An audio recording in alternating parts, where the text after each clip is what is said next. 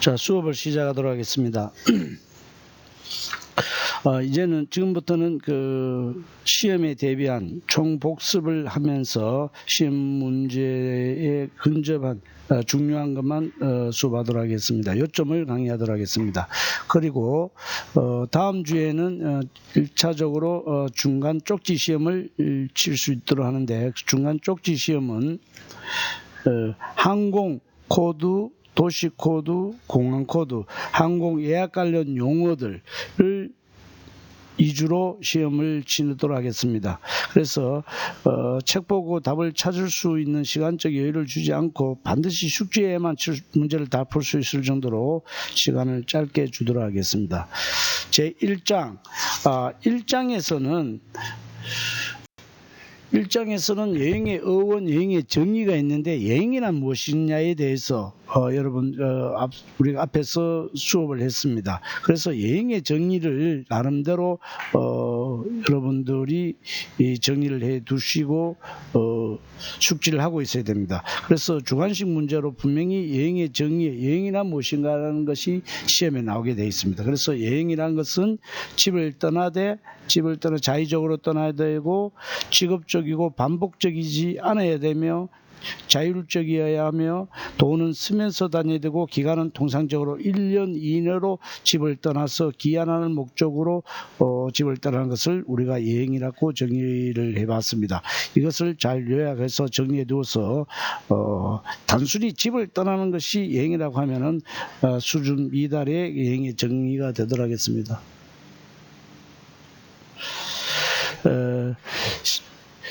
시험 테스트는 반드시 그 중간 쪽지 시험은 항공 업무 위주로 다음 주에 테스트를 꼭 칩니다. 그 문제를 칠 수 있도록 다음 주에 꼭 항공 코드, 도시 코드, 공항 코드, 그 다음 항공 예약 관련 용어를 반드시 숙지해 두셔야 됩니다. 다시 한번 말씀드렸습니다.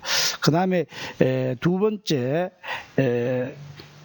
우리가 여행의 어원 정의에 대해서 했고, 3절에 보면은 우리가 여행의 구성 요소, 여행이란 것은 뭐로 구성이 되어져 있는가가 여러분 우리 공부를 했습니다. 여행의 구성 요소에 대해서 살펴보도록 하겠습니다. 여행의 구성 요소는 여행의 구성 체계는 주체, 객체, 매체가 있습니다. 여행의 주체, 여행의 매체, 여행의 객체가 있는데, 주체는 여행자를 말하는 것이고, 객체는 여행자가 집을 떠났을 때 필요로 하는 모든 것, 프린시팔을 말합니다. 그 다음에 관광 매체는 주체와 객체 사이에서 매개 역할을 하고, 그 수수료를 받아서 영업을 영위하는 것을 우리가 관광 매체라는데, 그 관광 매체가 통상적으로 여행사라 할 수 있습니다. 그 다음에 우리가 여행 수요 영향 요인, 여행 수요의 영향 요인에는 여행 수요가 법제적 요인에 의해서 여행의 증가 요인이 있을 수도 있고, 경제적 요인에 여행 수요가 경제적 요인에서 여행이 증가할 수도 있고, 사회적 요인, 문화적 요인, 정치적 요인, 이 중에서 분명히 시험 문제가 나옵니다. 여기에서 여러분들이 여행의 증가 요인, 우리 숙제도 해봤죠. 거기에서 분명히 시험 문제가 나옵니다. 그래서 이 부분을 여러분 여행의 수요 영향 요인, 여행 수요의 증가 요인 중에 법제적 요인이 아닌 것은, 혹은 경제적 요인이 아닌 것은, 사회적 요인이 아닌 것은, 문화적 요인인 것이, 이렇게 섞어서 문제를 사지선택행으로 문제가 나올 수 있습니다. 그래서 이 1번 여행의 수요의 법제적 요인은 여행할 수 있는 권리, 그 다음에 유급 휴가 제도, 그 다음에 법정 근로시간 단축, 그 다음 이런 것들에 의해서, 법제적인 요인에 의해서 여행 증가할 수가 있습니다. 예를 들어 우리가 주 52시간이 법제화되면은 여행은 증가됩니다. 노동시간이 줄어들고 여가시간이 증가됨으로써 여행 수요가 증가 요인을 가져올 수 있다는 거죠. 이것이 법제적 요인이라는 것이죠. 여행 수요의 증가 요인은 법제적 요인은 누구나 여행할 수 있는 권리, 유엔 헌장의 세계 인권선에서 사람은 누구나 자국을 포함한 어떤 국가에도 갈 권리 및 자국에 돌아올 권리를 가진다고 규정하고 있습니다. 이것이 1948년 유엔의 세계 인권선에 이런 것들이 법제화됨으로써 여행의 수요가 증가 요인은 그 다음에 유급 휴가 제도도 마찬가지입니다. 이런 것들이 예전에는 유급 휴가 제도 이런 것들이 거의 없었습니다. 그래서 이런 것들이 이제 법제화되면서 여행의 증가 요인이 온다는 거. 그 다음에 경제적 요인이 아무리 시간이 있고 이런 것이 법제화되더라도 돈이 없으면 갈 수가 없다는 거죠. 그래서 경제적 요인에서 소득이 증가해야 되는데 소득은 우리가 국민 소득이 증가를 하는데 그 소득은 가처분, 처분하고 남는 소득, 가처분 소득의 증대 이런 것들이 여행의 증가 요인을 가져올 수 있다는 거죠. 그 다음에 소득 및 경제 수준 증가에 있다는 니즈 증가. 그 다음 국제 교역의 확대, 서로가 국제 교육을 하기 위해서는 이동이 필요합니다. 그 이동이 여행의 그 경제적 비즈니스의 이동만 하는 것이 아니고 거기에 따른 부수적으로 여행의 증가 요인도 가져옵니다. 그 다음에 환율의 변화. 환율이 우리나라 환율이 상대적으로 우리나라 금액이 가치가 있으면은 여행을 증가 요인이고 우리나라 돈의 가치가 떨어지면은 여행 수요가 억제될 수가 있다는 거죠. 이런 것들이 경제적 요인. 그 다음에 사회적 요인은 사회적으로 어떤 가치관의 변화. 그래서 여행과 여가에 대한 가치관의 변화. 교통수단의 발달. 우리가 여행을 가는데 비행시간이 이틀을 보기 위해서 이틀을 비행기 탄다든가 이렇게 해서는 여행이 증가 요인이 올 수 없다는 거죠. 그 다음에 우리가 할 일을 교통의 증가로 인해서 할 일 시간이 단축되므로 할 일이 단축됨으로써 여가가 증대되고 여행의 증가 요인이 온다는 거죠. 그 다음에 인구와 직업 구조의 변화, 노령화가 진행되면 이제 여행이 증가가 온다는 거죠. 그 다음에 문화적 요인, 문화 교류와 체험의 욕구, 문화 예술 및 스포츠 행사, 여행 정보의 발달 이런 것들이 여행의 증가 요인과 여행의 억제 요인을 같이 가져올 수 있다는 것. 정치적 요인은 여행 송출국의 정치적 요인. 우리가 일본과 한국과 요즘 정치적 요인에서 일본 여행이 거의 단절 수준에 있다는 것. 이런 것들도 정치적 요인이라는 거죠. 여행 수용국의 정치적 요인. 우리나라는 괜찮은데 상대편 나라의 정치적 요인에 따라서 여행의 증가 요인도 가져올 수도 있고 억제 요인도 될 수 있다. 그 다음에 우리가 여행의 장애 요인들을 또 살펴볼 수 있는데 이런 증가 요인에 반대되는 것들이 장애 요인을 이라고 생각하시면 되겠다는 겁니다. 그 다음에 중요한 시험에 잘 나오는 중요한 문제들을 살펴보면 그 다음에 우리가 2장에서는 뭐가 중요해요? 여행업이 무엇일까? 여행업이란 무엇일까? 업의 정리를 우리가 앞에서 했고요. 여행업은 집을 떠났을 때 사고 팔 수 있는 유무형의 제약. 집을 떠났을 때 사고 팔 수 있는 게 뭐였습니까? 집을 떠나기 위해서는 먼저 항공을 사야 되고 교통을 사야 되고 그 다음에 목적지에 도착을 했을 때 숙식을 사야 되고 그 다음에 내가 여행을 떠나기 동기유발을 일으킬 수 있는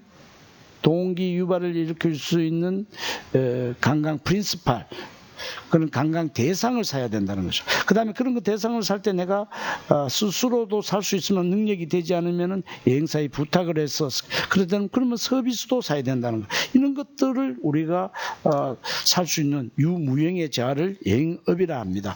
여행업이란 것은 집을 떠났을 때 사고 팔 수 있는 유무형의 자를 우리가 여행업이라고 할 수 있고 여행업의 그 다음 중요한 문제를 우리가 살펴보시면 시험에 잘 나오는 중요한 문제로서 여행업의 종류가 있습니다. 관광진흥법 시행령에 따라서 여행업의 종류는 일반 여행업, 국외 여행업, 국내 여행업이 있습니다. 이 일반 여행업은 수입, 수출, 내수의 효과가 다 있습니다. 국외 여행은 우리나라 사람이 해외에 나가서 여행 가는데 필요한 일을 하는 것이 국외여행업입니다. 그러면 이 국외여행업은 우리나라의 수입업, 우리나라 사람이 태국에 가서 여행을 하는데 필요한 일을 하는데, 그러면 우리나라 사람이 태국 가면 달러를 낭비하고 소비를 한다는 거죠. 그러면 이것은 수입의 효과라는 거죠. 국내 여행업은 우리나라 사람이 우리나라 안에서 여행을 하는 것을 국내 여행업입니다. 그러면 이 국내 우리나라 사람이 태국 사람이 제주도 가서 여행을 하는 것을 국내 여행이라면, 그러면 이것은 경제적 효과는 내수 효과에 해당됩니다. 그래서 관광진흥법상 일반 여행업은 국외여행과 국내여행 플러스 외국인 여행도 같이 할 수 있다는 것이 일반 여행업입니다. 자본금은 또 차후에 또 말씀 행태를 드리겠습니다. 그래서 반드시 알아야 될 중에 하나가 여행업의 종류. 제가 지금 전체적인 복습을 하고 이 문제가 시험에 나온다고 보시면 틀림이 없습니다. 그래서 여행업의 종류에 관한 거. 그 다음에 유통 형태. 여행업의 유통 형태는 어떻게 되나? 도매가 있고 소매가 있고, 그 다음에 랜드사가 있다. 우리가 도매 여행사를 홀세일 여행사, 소매 여행사를 리테일 여행사, 랜드사를 우리가 현지 여행사라고 이렇게 일컬어지는데, 제조업의 도매와 소매의 개념과는 차이가 좀 있습니다. 그래서 도매, 소매, 랜드사, 도매 여행사를 우리가 홀세일 여행사, 소매 여행사를 리테일 여행사, 랜드사를 지상 수배 여행사라고 일컬어집니다. 이 점을 꼭 여러분 좀 아셔야 됩니다. 그 다음에 여행업의 개념에서 우리가 패키지 여행사에 의한 분류, 패키지란 무엇인가? 패키지란 것은 우리가 영어로 순수 단어를 보면 꾸러미, 묶음 뭐 이런 뜻인데, 여행에 필요한 것 소재들을 한 자리에 다 묶어 놓은 것을, 보따리에 보자기에 묶어 놓은 것을 우리가 패키지라고 정의할 수 있습니다. 그 패키지를 묶어서 어떻게 어떻게 판매하냐에 따라서 간판 여행사, 그거 묶은 것을 직접적으로 광고해서 직접적으로 파는 것을 직판 여행사, 그것을 한 여행사를 다른 여행사를 통해서 판매를 하는 것을 간판 여행사, 홀세일 여행사는 간판 여행사에 해당될 것이고, 직판 여행사는 리테일 여행사입니다. 그 다음에 인터넷 여행사로 우리가 구분할 수가 있다. 그래서 패키지 여행사에 의한 여행 분류는 간판 여행사, 직판 여행사, 인터넷 여행사를 살펴볼 수가 있습니다. 그 다음에 여행업의 기능에 대해서, 여행업의 기능은 여행객 소비자의 관점에서 본 여행업의 기능과 여행사 관점, 공급업자 관점에서 본 기능 두 가지가 있습니다. 우리가 여행객 입장에서는 여행사가 있으므로 대량으로 여행사는 물건을 구입을 해서 판매를 하니까 물건을 저렴하게 살 수 있다. 영가성이 있고, 그러면 여행사를 통해서 물건을 살 수 있으니까 인허가를 내서 신뢰할 수 있는 여행사를 통해서 여행 상품을 구입할 수 있으니까 안심성이 있다. 그 다음에 여행사에 가면은 모든 것이 정보라든가 항공권이나 호텔 것을 원스톱 서비스를 받을 수 있다. 그래서 시간이 절약이 된다. 그 다음에 정보도 쉽게 구할 수 있다. 정보 용이성. 그 다음에 편하다는 거죠. 편의성을 가지고 있다. 예약하고 취소하고, 손님이 직접 가면 때로는 예약 변경, 취소 뭐 이런 문제들이 생기는데, 이런 것들에 대한 편의성도 있다. 그 다음에 부대 서비스. 비행기표를 사러 가는데 비행기표만 살 수 있는 것이 아니고 오페라를, 프랑스에 가서 오페라를 볼 수 있는 오페라 입장권도 구할 수 있고, 스페인 가면은 투를 볼 수 있는 투 입장권도 구할 수 있는 그런 부대 서비스도 구할 수 있다. 이런 것들이 소비자 입장에서, 여행객 관점에서 본 여행업의 기능이고, 그 다음에 공급업자, 여행사 입장에서 본 기능은, 여행사는 어떤 기능이냐? 첫째, 비행기표를 항공사에서 대리로 구입해서 판매를 하니까 대리 기능. 여권 비자를 대리로 만들어 주니까, 요즘은 여권은 본인이 직접 만들어야 되는 비자를 대행해 주는 대행 기능. 그 다음에 여행 정보를 제공해 주고 상담해 주는 상담 기능.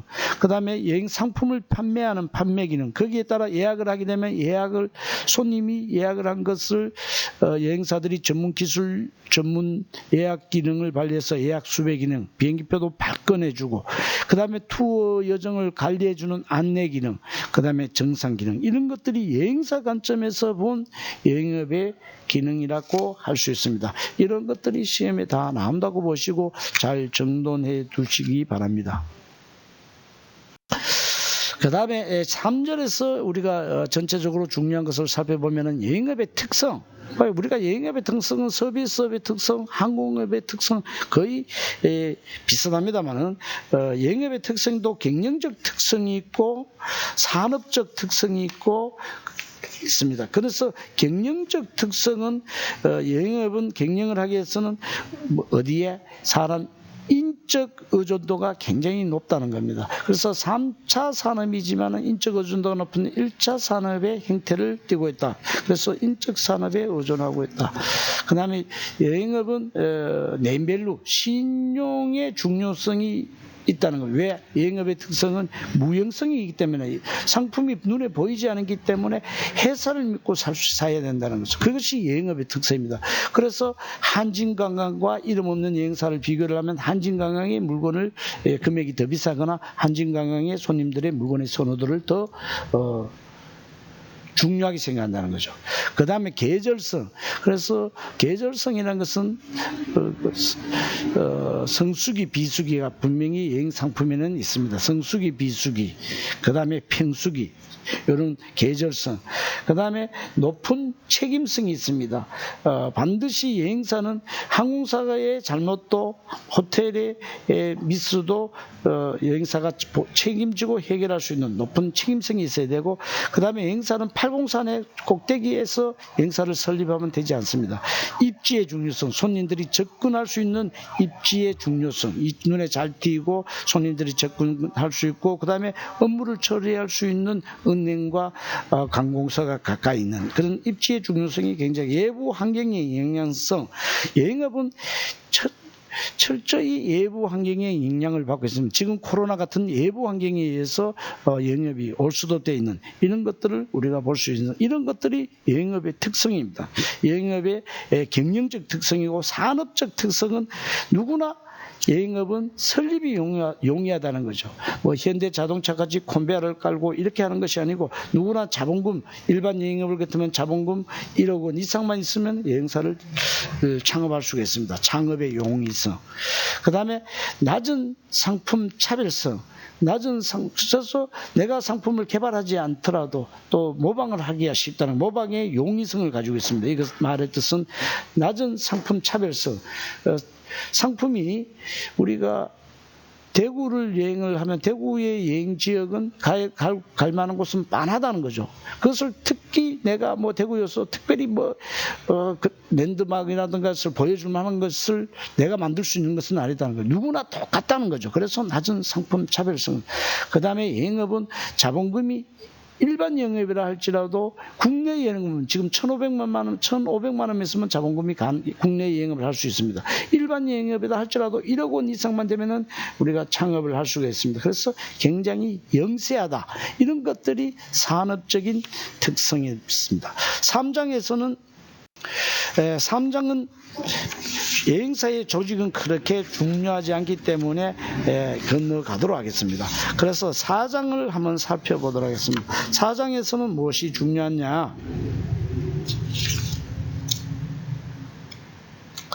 4장을 보시면은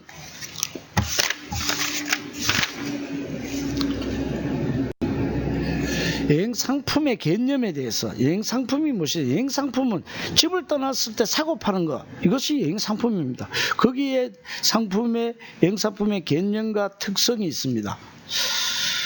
여행 상품의 특성은 반드시, 여행 상품의 특성은 항공 상품의 특성, 서비스 상품의 특성과 대동소이합니다. 눈에 보이지 않는다는 거죠. 무형성. 그 다음에 모방성, 남의 물건을 뺏기기가 쉽다는 겁니다. 모방성.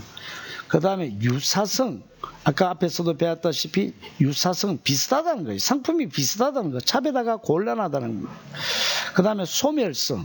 소멸성은 시간이 지나버리면, 자, 비행기 시간이 오늘 제주도 가는 대한항공 오늘 비행기가 100석이 있는데 오늘 팔지 않으면 그 자리는 소멸되어 버립니다. 냉장고에 넣어놨다가 내일 저장해뒀다가 내일 팔 수가 없습니다. 그래서 여행 상품은 소멸성을 가지고 있다.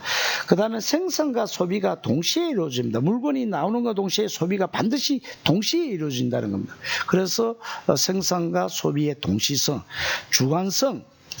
주관성이라는 말이 여행 상품을 평가를 할 때 평가를 할 때 사람별로 느끼는 바가 다 틀리다는 거죠. 여행 상품은 누구는 여행을 갔다 와서 잘 갔다 왔다라고 평가를 하는 사람이 있는 반면에 아주 못 갔다 왔다고 평가하는 사람이 있습니다. 주관성이라는 거죠. 그래서 개인의 주관성이라는 말은 개인의 효용의 차가 큰 상품이다. 개인이 좋고 나쁨을 크게 느껴지는 상품, 그것이 주관성을 말합니다. 그 다음에 완전 환불의 불가능성입니다. 우리가 자장면 같은 것이 잘못되면은 새로 한 그릇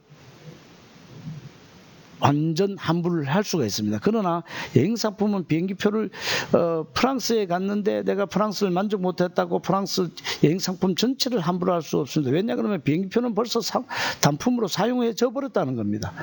루브르 박물관 못 가렸다고 해서 여행 전체 경비를 반환하라, 계약이 무효다, 이렇게 할 수가 없다는 겁니다. 루브르 박물관 못 가봤으면 루브르 부분 환불을 할 수는 있으나 완전 환불의 불가능성이라는 거죠. 그 다음에 수요의 계절성, 앞서 이야기했다시피 방학철, 우리나라의 휴가 제도와 혹은 계절적 요인에 따라가 수요가 증가되고 거기에 따른 여행의 요금이 틀려진다는 겁니다. 이런 것들이 여행 상품의 특성입니다. 반드시 여행 상품의 특성은 시험에 나오는 중요한 문제라는 것을 다시 한번 설명드리겠습니다. 그 다음에 여행 상품의 가격은 어떻게 결정되는 가격 구성 요소 우리가 세부적으로 배웠습니다만 이것도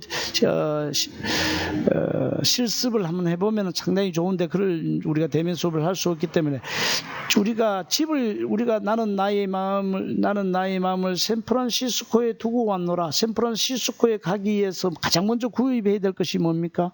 그렇다면 샌프란시스코에 가야 되는 항공요금, 교통 운임이 필요합니다. 그 다음에 샌프란시스코에 도착해서 먹고 자는 숙박, 숙식, 샌프란시스코에서 교통, 관광, 그 입장료 이런 것들을 합쳐서 지상비랍니다. 그것이 2번입니다. 지상비.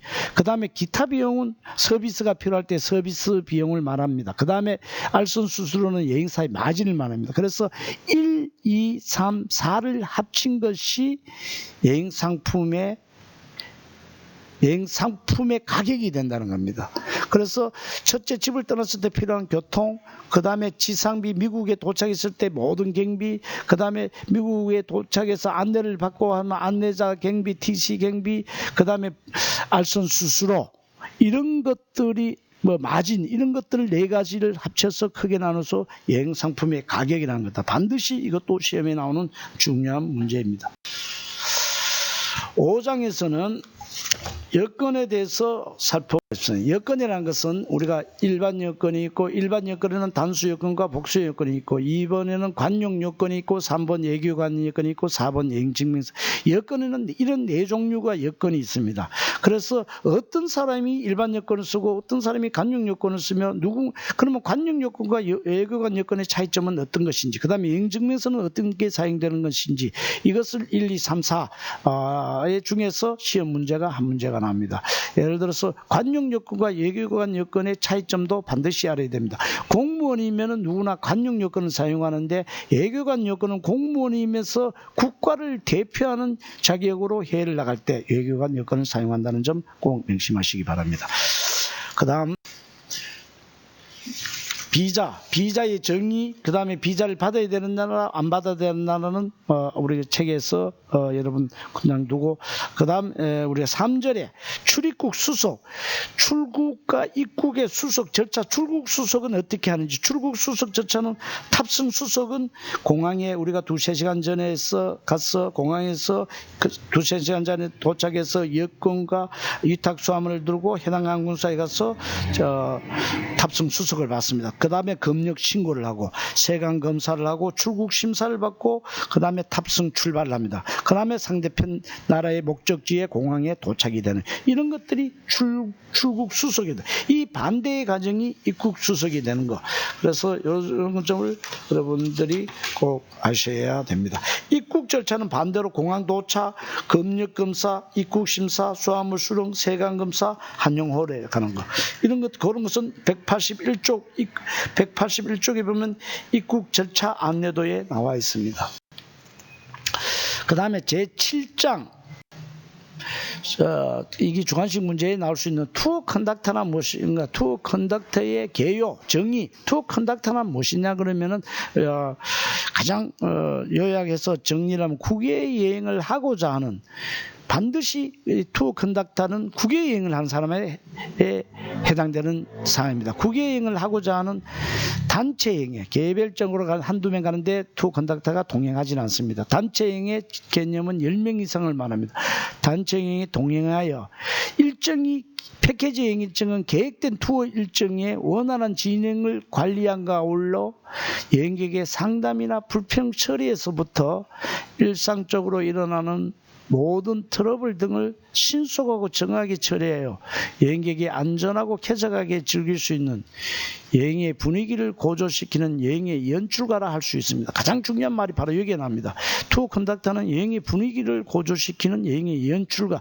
방송국에 가면은 방송국의 PD가 밀당을 하죠. 그 내용에 대해서 밀당을 하듯이 이 투어 컨덕터는 여행의 분위기를 고조시키는 그런 밀당을 해서 여행을 하나의 연출을 시키는, 그래서 투어 컨덕터의 개념은 바로 이런 개념이 가장 잘된 표현이라고 할 수 있습니다. 그래서 투어 컨덕터의 란 무엇이냐라고 하면 답은 이것을 적어 주시면 될 겁니다. 지난번 시간에도 제가 투어 컨덕터에 다시 수업을 했을 만큼 투어 컨덕터도 우리 여행사 창업과 경영에서 중요한 단락 중에 하나이기도 합니다.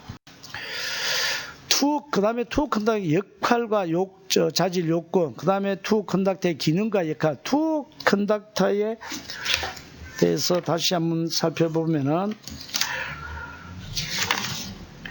투어 컨덕터의 정의에 대해서 했고, 투어 컨덕터의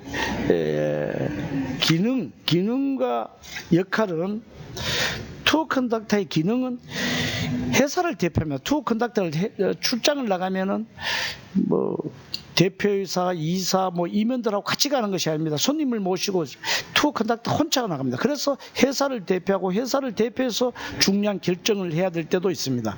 그래서 기업의 대표자, 그 다음에 일정을 진행하는 진행자가 되고, 현장에서 그 많은 손님들의 의견을 종합해서 리더하는 현장 리더자가 되고, 그 다음에 때로 어떤 손님과 회사의 마찰이 생겼을 때 회사를 대변하는 대변자 역할을 해야 되고, 그 다음에 상용, 거기 가서 다음에 또 여행을 갈 때는 우리한테나 저한테 연락을 돌라고 하는 현장 셀즈맨이 돼야 되고, 그 다음에 손님들을 항상 즐겁게 해야 되는 엔터테이너의 역할을 하는 것이 투어 컨덕터의 기능과 역할이라는 겁니다. 그 다음 투어 컨덕터의 자질 요건은, 투어 컨덕터는 어떤 사람이 그러면 투어 컨덕터를 할 수 있느냐는 거죠. 전문적 능력이, 업무 능력이 있어야 된다는 거죠. 투어 컨덕터의 업무적 능력은 70% 이상이 항공 업무라는 겁니다. 전문적 능력. 그래서 항공 업무가 굉장히 중요하다고 제가 누누이 강조를 해드렸습니다. 전문적 능력. 그 다음에 태도와 성격. 또 성격적으로 전혀 여행업을 할 수 없는 사람이 있습니다. 그래서 참을 이는 세번을 하면 산을 면한다 할 정도로 그 정도로 인내를 요구할 때가 있습니다. 손님이 손님같이 보이지 않고 원수같이 느껴질 때도 있습니다. 그래도 웃으면서 대할 수 있는 그런 태도와 성격의 소유자야만이 우리가 투어 컨덕터의 자질 요건을 갖추고 있다고 할 수 있습니다. 그 다음에 커뮤니케이션의 능력은 우리가 어학 실력입니다. 그래서 영어는 항상 쉽다고 생각하고 여러분 중학교 이 정도만 하면 충분히 관광 영어를 해결할 수가 있습니다. 그래서 항상 노력하는, 어학은 평생 노력해야 되는 그런 자세로 커뮤니케이션의 능력. 그 다음에 리더십. 신체적도 굉장히 건강해야 되는 24시간을 근무하는 것이 투어 컨덕터입니다. 그래서 신체적으로도 건강해야 되고, 상황 대처 능력도 뛰어나야 됩니다. 상황 대처 능력은 뛰어나다는 것이 우리가 어떤 선택을 해서 상황 대처를 할 수 있는 것이 아닙니다. 그것이 업무 지식에 의해서 기반을 해서 상황 대처 능력을 발휘할 수 있습니다. 이런 것들이 투어 컨덕터의 자질 요건이라고 보시면 되겠습니다. 그 다음에 별점이라고 해서 시험에 꼭 나올 수 있는, 꼭 우리 여행사 창업과 경영에서 알아야 될 문제입니다. 별점에서 기획여행이라는 것이 있는데, 기획여행의 정의를 꼭 아셔야 됩니다. 기획여행이라는 것은 반드시 여행업을 경영하는 자가 국외여행을 하려는 여행자를 위하여 여행의 목적지, 일정, 여행자가 제공받을 운송 또는 숙박 등의 서비스 내용과 그 요금 등에 관한 사항을 미리 정하고 이에 참가하는 여행자를 모집하여 실시하는 여행을 말한다라고 되어 있습니다. 자, 우리가 앞에서 주체 여행과 패키지를 배웠습니다. 그 최종점은 기획 여행이라고 생각하시면 됩니다. 주체 여행은 여행사가 만든 상품을 우리가 여행사 단독으로 여행 상품을 만든 것을 주체 여행이라는 겁니다. 그 주체 여행에서 꾸러미로 모든 것을 묶어놓은 것을 패키지 여행입니다. 그 패키지 여행에서 법적인 광고를 할 수 있는 신문 광고를 하는 것을 우리가 기획여행이라 한다는 겁니다. 그래서 제가 이 말을 하나하나 또 뜯어서 해석을 해보면 영업을 경영하는 자가 국내 광고를 신문 광고를 하는 것은 기획여행에 해당되지 않습니다. 반드시 기획여행을 신문 광고를 하려면 패키지 여행 상품을 신고를 해야 됩니다. 그래서 국외여행을 하는 여행자를 위하여 여행의 목적지 태국이면 태국에 가는 일정, 태국에 가는데 비행기는 뭐를 타고 가고 운송, 호텔은 특급 호텔에 잔다, 1급 호텔에 잔다 등의 서비스 내용과 거기에 따른 요금 등의 신문 등에 관한 사항을 미리 정해 놓고 그래서 참가하는 여행자를 모집하는 것, 이것이 기획여행이라는 것입니다. 여러분, 신문 광고의 여행사 요즘은 좀 볼 수가 없는데 좀 코로나가 정상화되면은 우리가 조선일보 같은 데 보면은 여행사 광고가 많이 실려져 있습니다. 그것을 보면 반드시 이 내용이 표시되어져 있습니다. 그것이 기획여행 신고가 되어 있는 여행사들이 광고를 한다는 겁니다. 그래서 주체여행, 패키지, 기획여행은 같거나 기획여행이 최고 크다라고 수학적 표기를 한다면 그렇게 표시를 할 수가 있습니다. 그 다음에 관광진흥법 시행령의 일부 개정안과 신구 조문을 대비해보면 현행과 개정안을 보면은 우리가 자본금에 대해서 계속 바뀌어집니다. 일반 여행업의 자본금이 3억 5천 할 때도 있었습니다. 그런데 지금은 2억 원에서 2억 원도 2016년 7월부터 2018년 6월 30일까지 등록 신청하는 경우는 1억 원 이상으로 한다라고 되어 있습니다. 그래서 개정안은 1억 원 이상, 국외 영업은 우리가 6천만 원에서 3천만 원 이상, 그 다음에 국내 영업은 3천만 원에서 1,500만 원 이상으로 지금 현행과 개정안이 바뀌어져 있습니다. 그래서 이런 것은 자본금은 자꾸 법이 개정될 때마다 바뀌어질 수 있으니까 중요하지 않습니다만은, 그러나 보증보험료는 일반 여행업, 국외여행업, 국내 여행업 보증보험료는 다 틀립니다. 2천, 3천, 5천의 보증보험료는 그것은 동일합니다.